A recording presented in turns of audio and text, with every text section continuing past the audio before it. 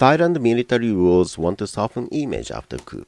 Earlier this week, the head of Thailand's army gave orders to some of the country's top diplomats. General Prayut Chan-ocha told them to seek international understanding for the military's ouster of the government. The general organized the military overthrow or coup last month. He now holds all administrative and legislative power in Thailand.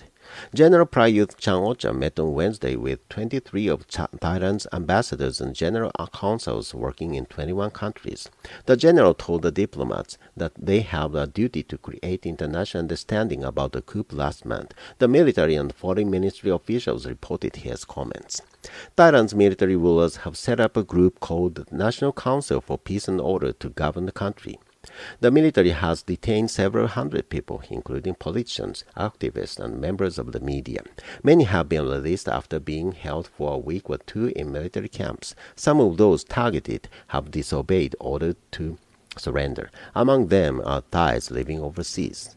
As the general met with diplomats, a number of Thai military commanders were on the way to China. They were to meet with top-level Chinese army officials. The two countries have held joint exercises in the past. Thailand's military rulers say China have been supportive of the coup, but Western nations, including the United States, have been critical of the government's ouster. The U.S. military suspended training operations with Thailand's forces in answer to the coup.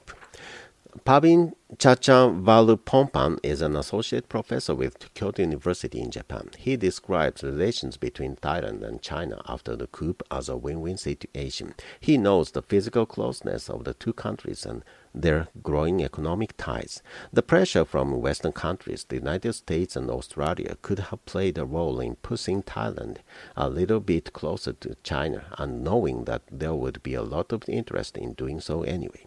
China is already Thailand's biggest trading partner. Trade between the countries is expected to reach $100 billion next year. General Prayut has expressed a need to return happiness to the Thai people after a long period in political unrest. Another Thai military official spoke to VOA after the coup.